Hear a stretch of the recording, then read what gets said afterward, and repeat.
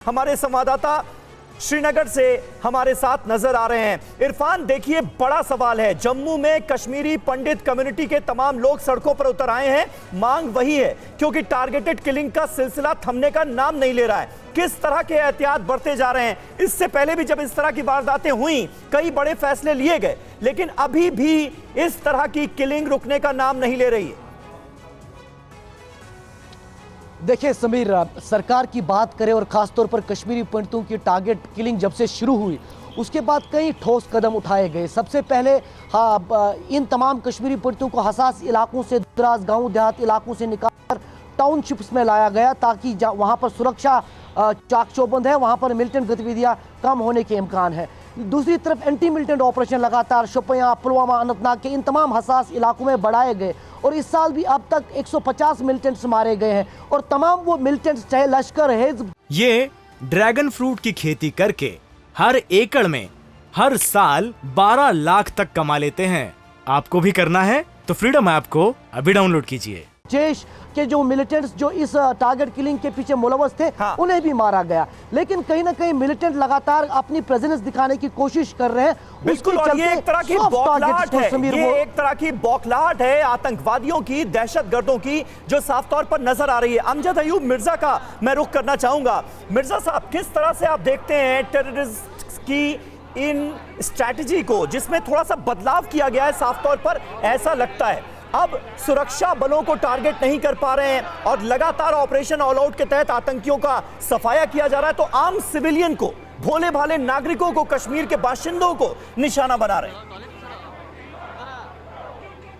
देखिए, बात ये है कि ये जो प्रदर्शन इस वक्त हो रहा है और ये जो मुतालबा कर रहे हैं हमारे भाई कश्मीरी पंडित के हमें जम्मू में भेजा जाए और कश्मीर से निकाला जाए, एग्जैक्टली यही पाकिस्तान चाहता है। पाकिस्तान चाहता है कि यहाँ पे एक एक टारगेट करके, क्योंकि अब हमारा सिक्योरिटी नेट बहुत टाइट हो चुका है और दहशतगर्दों के सेल्स तबाह कर दिए हैं हमने, तो अब ये इंडिविजुअली कश्मीरी पंडितों को टारगेट करके कोशिश कर रहे हैं कि वहां पे क्रिमिनल बेसिस के ऊपर राइट्स करवाए जाए और क्रिमिनल बेसिस के ऊपर कश्मीरी हिंदू पंडितों को ये महसूस कराया जाए कि they are not safe, everyone is safe in union territory.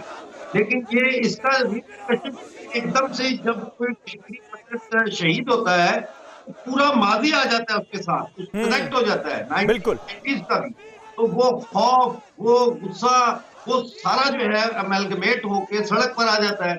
मुझे बहुत हमदर्दी है, जाहिर है मेरा कश्मीरी बच्चा जो है वो शहीद हुआ है आज इन मुसलमान दहशतगर्दों के हाथों, जो पाकिस्तान से घुसपैठ करते हैं। लेकिन इसका ये मुतालबा, मैं इस मुतालबे की हिमायत नहीं करता कि कश्मीरी पंडितों को जम्मू में ट्रांसफर किया जाए।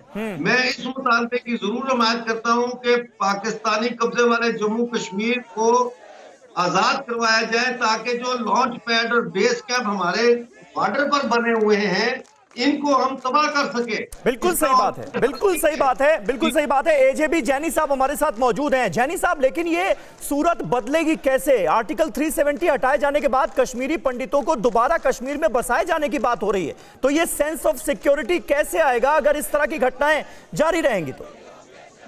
समीर, देखिए, सबसे पहले तो ये पूरन कृष्ण की जो हत्या की गई है, इस पे मुझे बड़ा शोक मैं प्रकट करना चाहता हूँ। मेरा दिल बहुत दुखता है।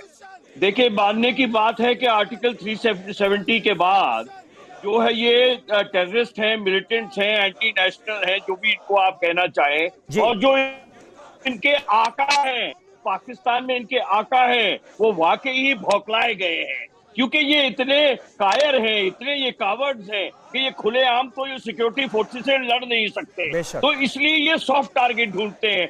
जैसे कि उन्होंने अब ये पूरन किया, कुछ दिन पहले किया था, उससे पहले कोई, और ये कार्रवाई ये करते रहेंगे, क्योंकि हर एक इंडिविजुअल को स्टेट जो है वो प्रोटेक्शन दे। जैसे वो लड़की अभी कह रही थी कि हम ये कि हमको प्रोटेक्शन मिले, सरकार जो है हर एक इंडिविजुअल को सिक्योरिटी पर सिक्योरिटी नहीं दे सकती। नाजायज बात होगी, क्योंकि उतनी ना फोर्स है और ना ही उसका एग्जीक्यूशन पॉसिबल है। तो जैसे आप सवाल पूछ रहे थे समीर कि ये सिलसिला कब तक चलेगा, इसके एनालिसिस में खाली दो राय है। पहली बात कि जैसे अभी कॉर्डन वगैरह डाला गया है और जिसने ये पूरन की हत्या करी है, आप मेरी बात मान के चलो अगले 2 दिन के अंदर में ये पकड़ा जाएगा और मारा जाएगा। 150 क्या, मैं तो कहता हूँ 200 से ऊपर पिछले 1 साल में मारे गए हैं।